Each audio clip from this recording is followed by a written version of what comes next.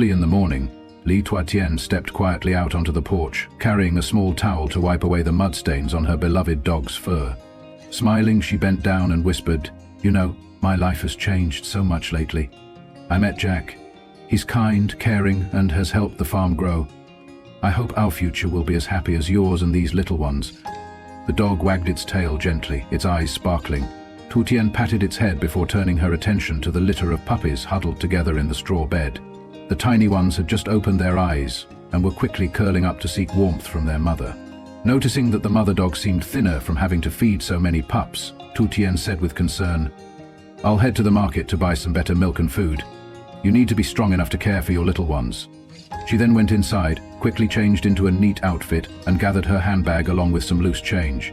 She planned not only to buy milk but also to pick up some affordable bones or meat to stew for the mother dog's nourishment. A simple joy swelled in Tu Tien's heart. Here, on the peaceful farm, she could live in harmony with nature and care for the animals as if they were family. She silently resolved, "I must squeeze in a quick sale of some vegetables and eggs today before I go shopping for them. It's going to cost quite a bit." Meanwhile, at Jack's office, he sat behind a large wooden desk, continuously signing documents into a portfolio. In front of him lay a box of congratulatory flowers with a card that read, "Congratulations on the successful handover of 10 apartments." Today, he also planned to reward his employees for completing 20 projects in the past quarter. A timid employee entered and placed a few more documents on his desk. Jack spoke softly, "Thank you. Everyone's been working hard. Soon I'll have a well-deserved reward for you all."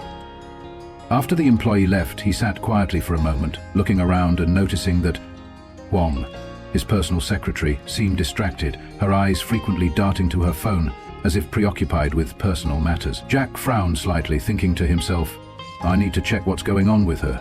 Being so inattentive is affecting our work." As the clock neared noon, Jack made a call to set up a meeting with a major partner to discuss opening a new branch. He believed this was an important step that required careful preparation, but with Huang's current disarray, he found himself having to personally handle many arrangements.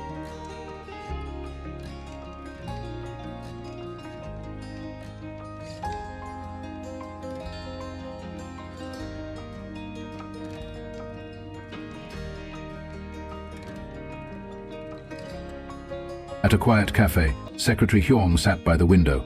Moments later, Hoai and an unfamiliar man arrived, pulling up chairs and greeting her with cold nods. Lowering her voice, Huang spoke briskly.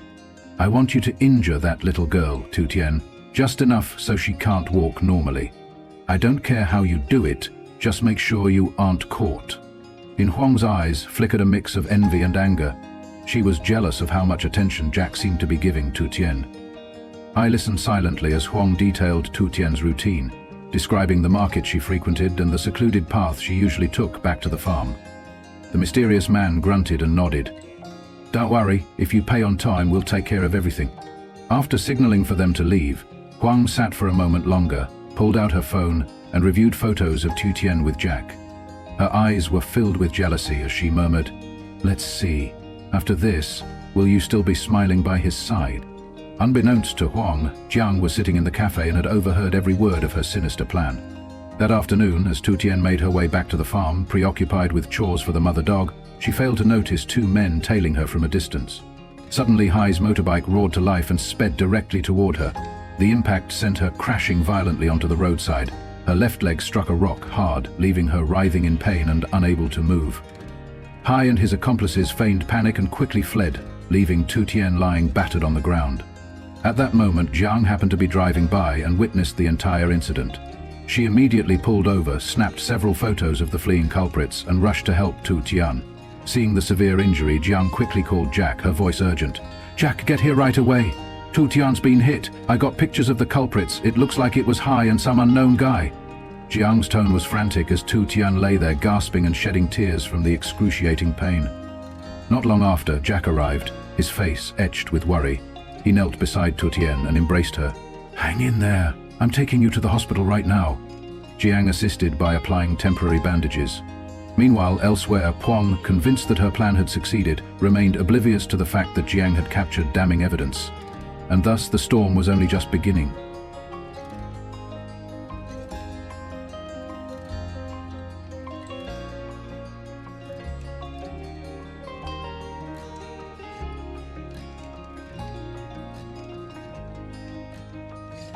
After the accident was carried out by Huang and her accomplice, they quickly fled the scene and dashed into a roadside bar.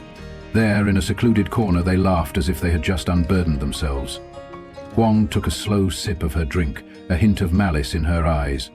Let that little girl be laid up for at least half a month. She won't have the strength to run around after Jack anymore. Hoai silently downed his beer and nodded in agreement. None of them knew that Jiang had managed to capture every moment of the hit and run, including clear shots of their faces. At that very moment, Jiang appeared at Tu Tien's small house. She recounted the entire incident to Jack, showing him the photos on her phone that clearly displayed the license plate and the figures of Hoai and his accomplice. When Jack saw that Huang was also visible in one of the photos, his heart sank. He turned to Tu Tien, who was still wincing from pain in her leg, and sighed worriedly. "You're living here alone. What if they come back?" Tu Tien shook her head softly. "I don't want to trouble you, but I'm really scared." Jack reassured her gently. "I'm here to take care of you, to protect you. You won't be left to suffer alone." Overwhelmed with gratitude, Tu Tien thanked him through choked words and then lay down, exhausted, to rest. Determined to uncover the truth and protect Tu Tien, Jack immediately gathered all the evidence and rushed back to the office. As soon as he arrived, he summoned Huang into his private office. In front of colleagues and several staff members, Jack spread the photos out on the desk and said in a firm tone, "How do you explain hiring people to run over Tu Tien?" Phuc appeared flustered, attempting to deflect and even citing her long-standing contributions, while hinting that her feelings for him, feelings she claimed had been spurned, had left her bitter. Jack coldly replied, "I will not tolerate violent, unethical behavior. Effective immediately, you are no longer my secretary. Get out." Furious, Huang glared at Jack and spat, "It's all Tu Tien's fault. If it weren't for her, you would have loved me long ago." Her voice faltered, each word dripping with envy. Jack suppressed his anger, standing firm in his decision to fire her. As Huang stormed out, she kept casting bitter looks in Tu Tien's direction. The atmosphere in the office was as tense as if a storm had just passed through. Jack gently tapped his hand on the desk as he looked over the piled-up documents, silently vowing to contact the police as soon as possible to arrange protection for Tu Tien and to bring those responsible to justice.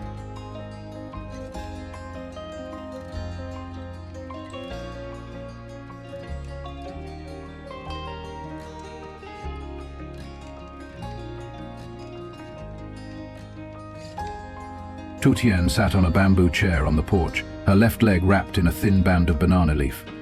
The bruise from the accident had left her in pain for days, and her ankle was swollen with a deep purple hue. Every time she tried to move her leg, a sharp, numbing pain made her frown. From inside the kitchen, Jack stepped out carrying a kettle of hot water, his face etched with worry as he asked, "How's your leg? Does it still hurt a lot?" With a faint smile, she replied, "It's a little better, but I still can't stand steadily." Gently, Jack set the kettle down, dried his hands with a towel and sat down beside her. "Let me boil some more water so we can soak your leg and warm it up.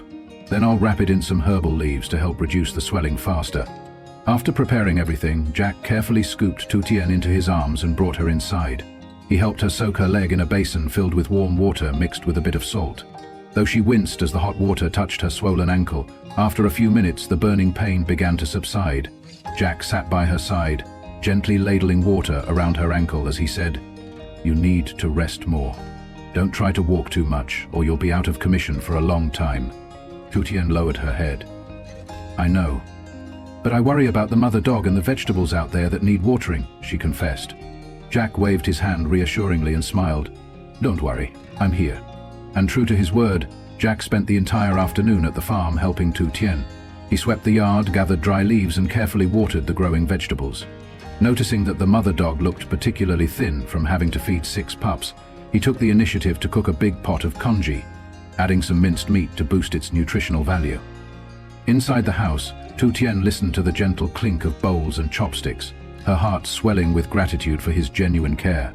Later, Jack peeled some fruit and brought it to her, even pulling a few books from his bag. "I bought these for you to read and relax." "Don't overthink things," he said softly.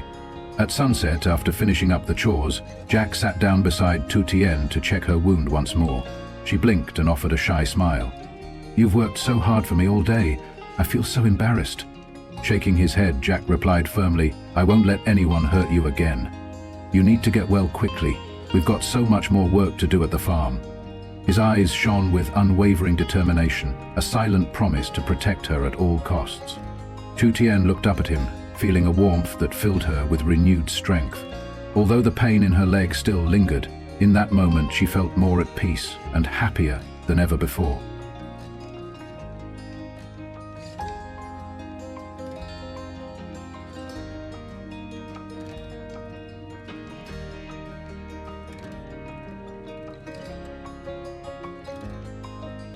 Yen, the new secretary born in 1994, had just been assigned to support work for Jack. On her first day visiting Jack's mum, she brought along a small gift bag filled with some candies and local specialties. Jack's mum greeted her cheerfully, inviting Yen to sit on an intricately carved wooden chair. The two chatted warmly, and Jack's mum complimented Yen on her sprightly demeanor and fresh, cheerful face.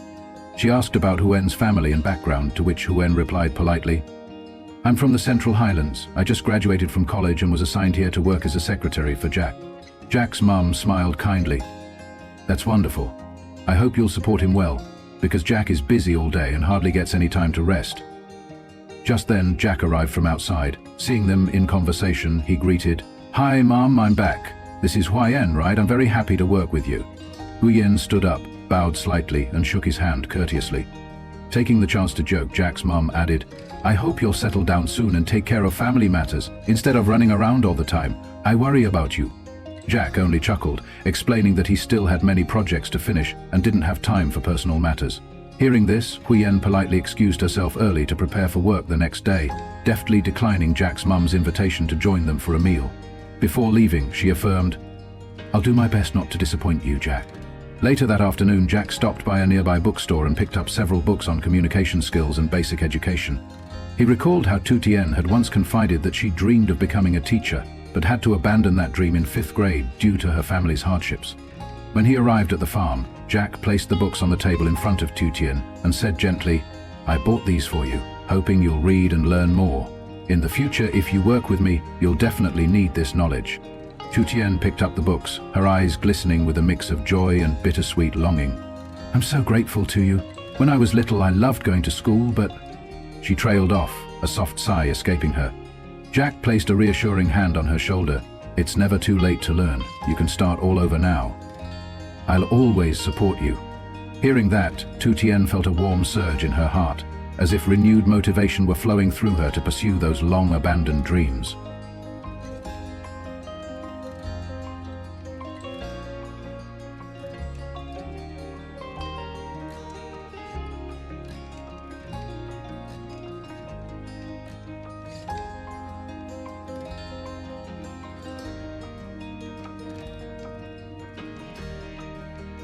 Thường tay trong tay với Chiến được cả gia đình chồng đón tiếp nồng hậu, trong khi cô, người đã hy sinh cả thanh xuân vì mái nhà này, chỉ là một cái bóng nhạt nhòa, thật sự quá nỗi đau lòng.